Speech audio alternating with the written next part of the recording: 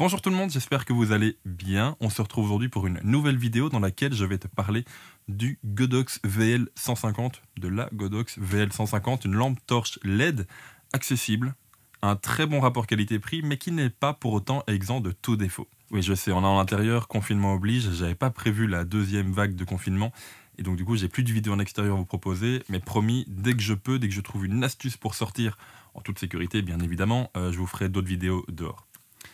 La Godox VL150, c'est une lampe torche LED que j'utilise depuis un peu plus de 1 mois et demi, 2 mois. Merci d'ailleurs au distributeur Disnet de me l'avoir envoyé et de me permettre de parler aussi franchement de ce produit-là. Il est venu remplacer du coup mon Aputure 120D première génération que j'utilise depuis 5 ans maintenant, qui est juste là et qui m'éclaire vu que l'autre est là et donc ne sait pas m'éclairer en même temps. Ça paraît logique du coup.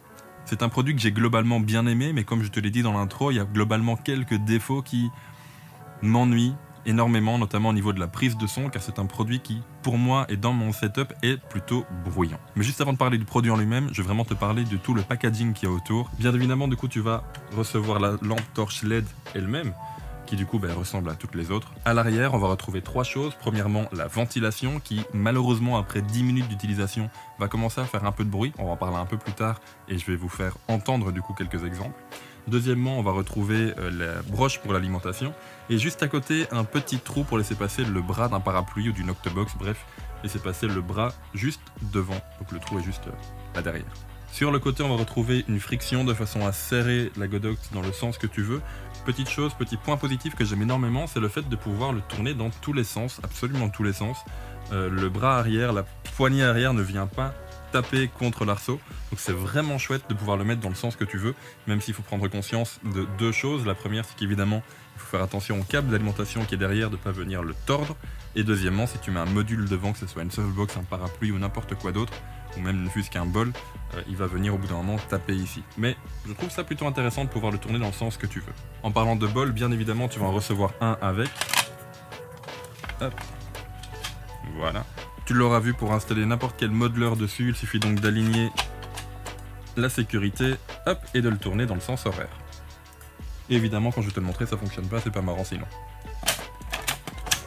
Voilà. Comme modeleur, j'en ai utilisé 2, enfin un principalement. J'ai essayé un peu avec le bol, mais comme toute marque en fait, ça donne une lumière beaucoup trop dure à mon goût. Du coup, j'ai utilisé une softbox, tout simplement celle de la Aputure, qui est le Light Dome première génération, celui qui est impossible à plier, tout simplement. Voilà. Tous ceux qui l'ont comprendront ma douleur de leur plier à chaque fois. En plus de tous les câbles prévus pour l'alimentation de la Godox, tu vas retrouver 2 choses intéressantes. La première, c'est une télécommande pour gérer à distance la lumière, son intensité, mais également les regrouper par chaîne et par groupe, ce qui est plutôt intéressant. Et la deuxième chose, c'est ce panneau de gestion de la VL150 qui va venir te permettre d'allumer, d'éteindre, de choisir les groupes, chaînes et de gérer l'intensité de la lumière. Ce panneau, je le trouve malheureusement un peu trop imposant. Je trouve que Godox aurait vraiment pu faire un effort pour miniaturiser la chose. Il est limite plus grand que la lampe en elle-même. Par contre, point hyper positif, on va retrouver sur ce panneau ceci. C'est tout simplement un petit câble qui tient super bien et qui va venir te permettre d'attacher ce panneau tout près de la lampe. Je vais vous le montrer un petit peu. Juste ici, et il tient vachement bien. Je ne vais pas appuyer dessus comme un forcené non plus, ça servira à rien. Mais c'est le genre de petit détail qui est plutôt assez agréable.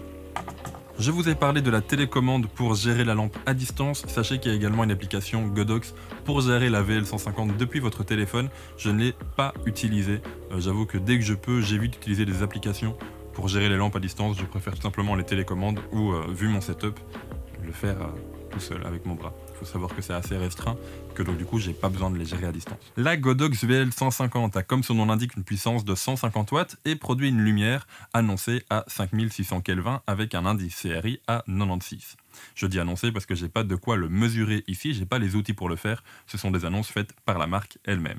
On peut l'alimenter de 2 façons différentes, soit directement sur secteur avec tous les câbles que je vous ai montrés, ou à l'arrière du panneau d'alimentation via une batterie V-mount. Un des gros avantages de cette Godox VL150, c'est son prix. On va la retrouver, dépendant des revendeurs, aux alentours des 420 €. Là, on va pouvoir retrouver par exemple la Aputure 120D.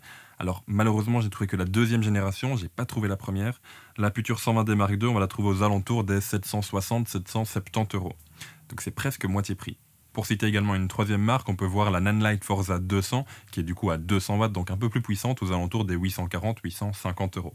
Donc ici, vraiment, le gros avantage de cette Godox, ça va être son prix, qui va du coup vous permettre, pour un budget équivalent à une Aputure 120D, d'avoir du coup 2 points de lumière en prenant 2 VL150, ou tout simplement en n'en prenant qu'un seul et en économisant, ou en mettant du budget dans autre chose. Alors, je vous parlais un petit peu de défauts en début de vidéo. Il y en a 3 que j'ai remarqués et qui personnellement m'handicapent un petit peu pour mes prises de vue YouTube. Alors il faut savoir que du coup ici dans mon studio aménagé dans mon grenier, le maximum d'espace que je peux mettre entre moi et la lampe et la softbox, ça va être vraiment 1,50 m. Ce qui veut dire que dès que la lampe va faire un petit peu de bruit, mon micro qui se trouve juste ici en bord cadre va le capter. Et c'est malheureusement le cas pour 2 endroits de cette Godox VL150. Le premier, ça va être le bloc d'alimentation. Cette partie-ci, dès que je vais mettre l'alimentation dessus, il va produire un petit grésillement qui malheureusement s'entend un tout petit peu au micro, mais qui personnellement me fait encore plus flipper car j'ai vraiment l'impression que les connecteurs sont occupés à cramer.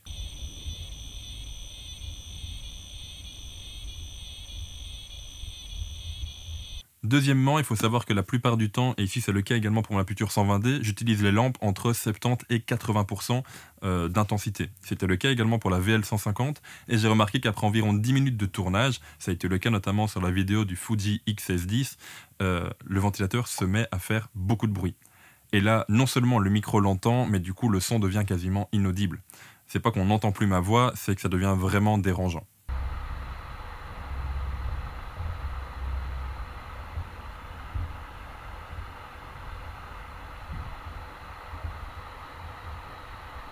Je tiens juste à préciser une chose, ce modèle est bien évidemment un modèle de test, ce n'est pas un modèle neuf. Il se peut donc que ces défauts soient dus à une utilisation intensive de d'autres personnes avant moi et que pour un modèle neuf, ce genre de défauts n'apparaissent pas avant peut-être 3 ans. J'en sais rien du tout. Je peux juste vous dire qu'avec le modèle que j'ai reçu, qui est donc un modèle de test, qui est passé entre les mains d'autres personnes avant, et je ne sais pas comment ils l'ont géré, ces défauts apparaissent. Troisième défaut, mais qui lui est plutôt très léger, je trouve qu'il y a une différence entre le milieu de la softbox et le contour de la softbox au niveau de l'intensité de la lumière. Je trouve que le milieu est vraiment très très éclairé comparé aux bords qui sont du coup assez sombres. Je n'ai pas vu de différence, en tout cas sur mes retours vidéo, sur mes facecam, comme vous êtes occupé à voir ici. Mais à mon avis, et je ne pourrais pas vous le tester ici, manque de place lorsque tu vas filmer en studio, lorsque tu vas prendre des photos en studio de corps entier et non pas de plan buste. Je pense qu'une différence doit se voir à ce niveau-là. Je l'ai testé également avec une deuxième softbox d'une autre marque qui est Karuba, je pense. J'ai également vu cette différence, donc c'est pas juste lié au Light Dome de chez Aputure, c'est vraiment lié, je pense, à toutes les softbox et donc du coup à cette VL150. De nouveau, pour des plans comme vous voyez ici, ça ne pose aucun problème, mais pour des plans pieds, pour des plans entiers de personnes entières, là, à mon avis, ça va se voir. Bon, c'est bien beau de vous parler de tout ça, et maintenant, je vais vous montrer quelques exemples et vous faire entendre quelques exemples des défauts que je mets en avant. Je vais monter du coup la VL150 sur secteur, comme j'ai pu faire durant ces 2 derniers mois, et vous montrer un petit peu ce qu'elle a dans le ventre. Voilà du coup ce que ça donne avec la Godox VL150 avec juste le bol beauté. Le setup tel que vous venez de le voir là maintenant, il est à 1 mètre de moi à 45 degrés à ma droite. Ouais, il est monté du coup un tout petit peu au-dessus de moi, il doit être à 2 mètres, 2 mètres 10, en sachant que je suis à 1m87. La puissance est à 70%, au niveau des réglages de mon appareil photo, je suis à 1/125e, f4 et ISO 125 peut-être. Je trouve que c'est une belle lumière, mais qui ne correspond pas en tout cas au facecam YouTube.